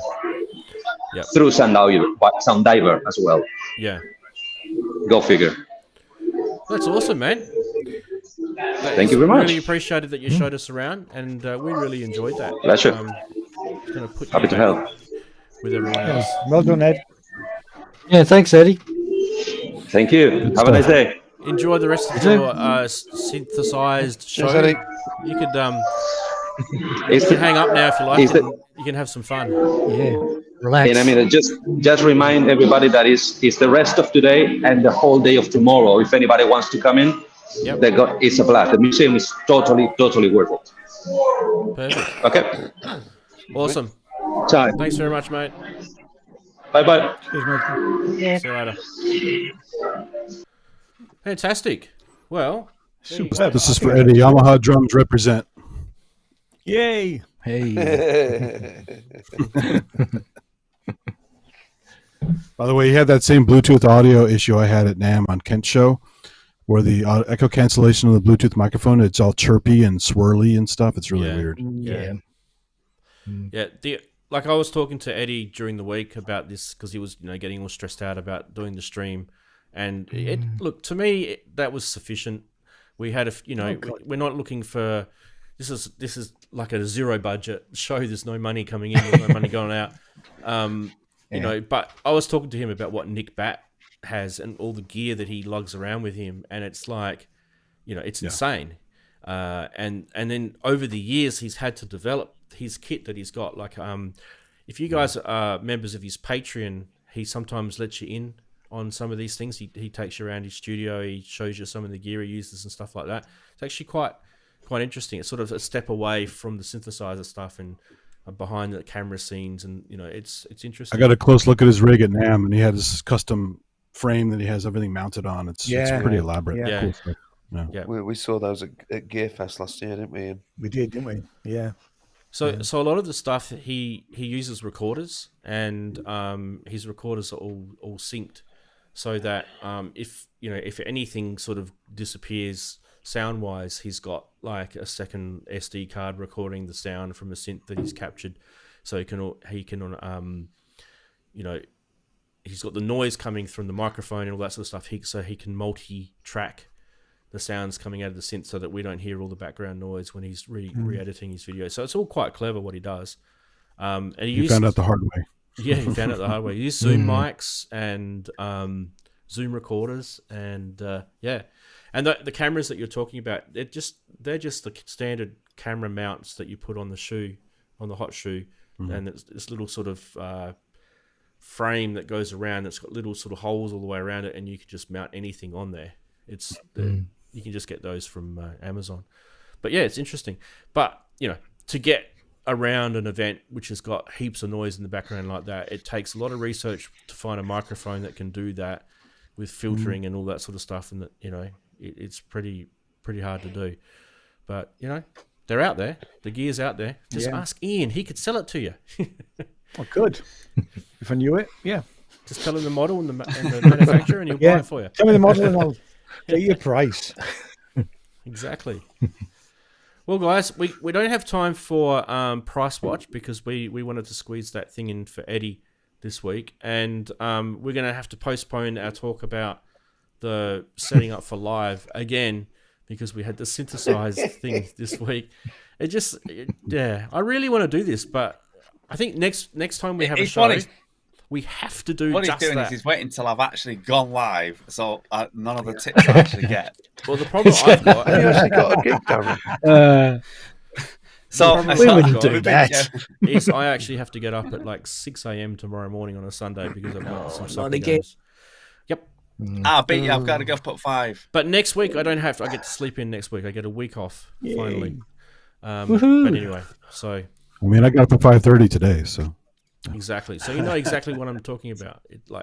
You're probably going to have a little nana nap later on, right? So I need a nap before Kent's show. Yes, absolutely. Yeah. Oh, is Kent doing a show tonight? Is it pub night tonight? Is it pub tonight? he usually is. I'm not sure. Sorry, I don't want to speak out of turn if Kent's not doing it, but. Well, if he is, he'll be celebrating the Hydrosynth working again. That's for sure. Yeah, yeah. Oh yes, indeed. That deserves a drink. Have you got a gig then, Darren? No, not yet. God, I'm not quite. I was looking at Jamie's in Blackpool, but I'm not going to be ready for August because I've got to get my car in. Yes, you are. This July, unfortunately. Of course, right. I'll pick you up on the way. I won't have. So I won't have the few bits that I need. But the one after that, I'll come by Manchester and pick you up. You can share me bed for the night because I'll be getting in a travel lodge. You don't get an offer like that every day, Darren. I tell you. I've got to hear stories afterwards. I know. Well, I'm excited already. Let's postpone the talking about live rig till next week. I think that's probably a good opportunity to do it, and we'll just make sure no one inserts anything else for that show. Okay.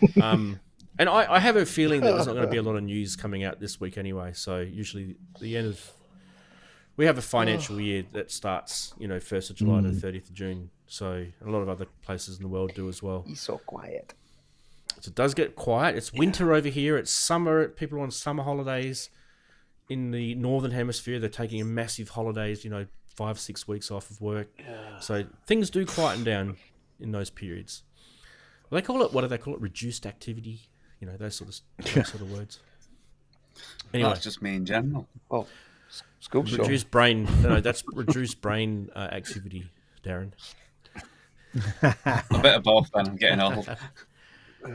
I've been slowly bubbling away at finishing my album off. In some respects, it's been fun. In other respects, it's been pulling teeth. Yeah, this time I'm being very secretive about it. I'm not releasing any tracks until the album is released. So I'm going to try doing that way this time. Release the album first, and then see what people think. Excellent. I don't know when. It'll be this year though. It needs to have 2023 on it.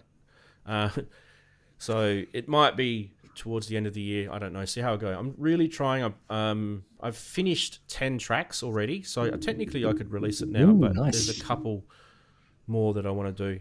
Probably maybe another 3 or 4 more. Try and squeeze a bit more extra out on it. And I mentioned before, it does have a theme. I like an album with a theme. An album with a theme. Concept album. Yeah. I think you guys will like the idea when I tell you about it. It's something that it's kind of been done before, but not necessarily in the way I'm doing it with a theme.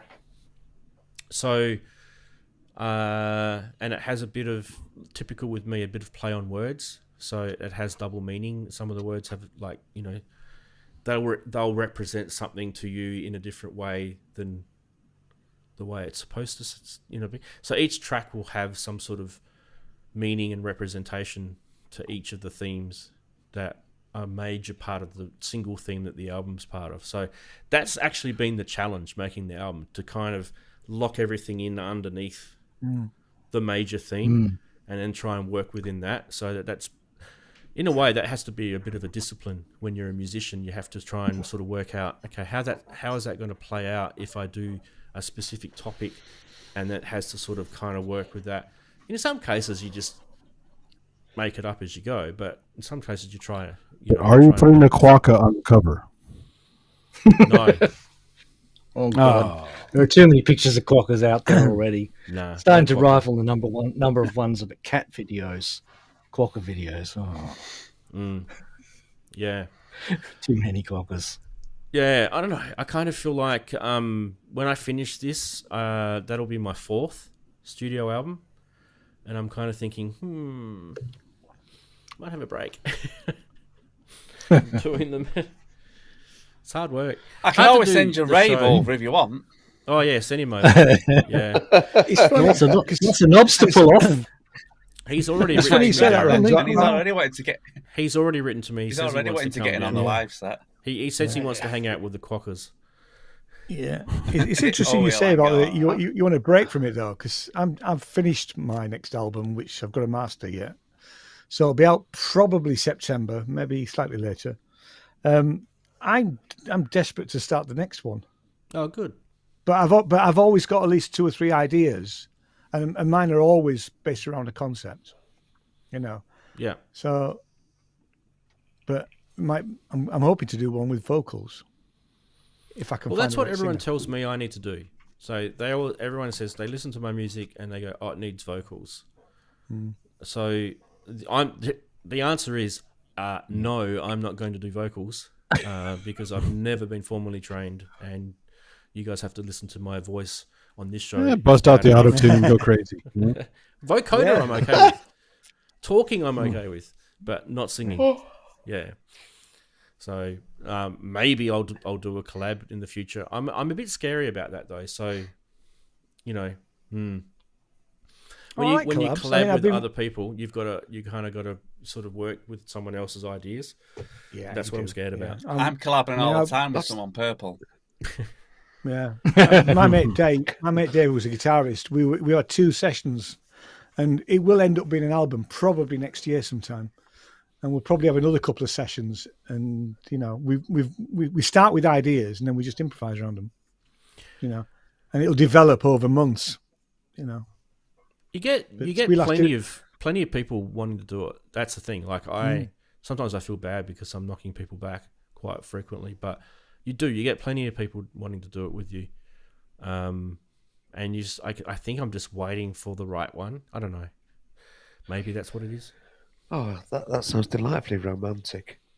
Yeah, sitting on the park bench waiting for the right. I mean, if you've got a really strong idea, then I would say keep it. If you've got a really strong idea, I'd keep it for yourself, because when you do a collaboration and if you've got a really strong idea, it gets watered down because of the other people or the other person that's involved. And they don't buy so into it as much. I mean, I tend to come to Dave and I sessions with. I'll have a few riffs or bits of songs, but I'm not going to put them into anything else, you know, and we then develop them, and he comes with we usually come with about 2 or 3 ideas each to a session. We didn't get through them all the other week last week when we got together. You know, so when we record everything, just literally we will record everything, but not all. A lot of it will end up on the virtual cutting room floor. Well, there's a famous example of that group, the Postal Service, where they literally did stuff through the mail. Yeah. So sending vocals and track parts back and forth, and yeah, I've done that and all. Did that with a band in Leeds. Well, as the breathalyzer just said, ta-ta for now. I think that's exactly a good thing that we should probably do as well. Oh yes, okay. Thanks, Chatties, take care, for Bob. jumping We'll see in. you soon. Excuse me. Bye, everyone. Before I'm going to lose my voice here. Bye, Chatties. Bye, everybody. Take care. Yeah. Take care.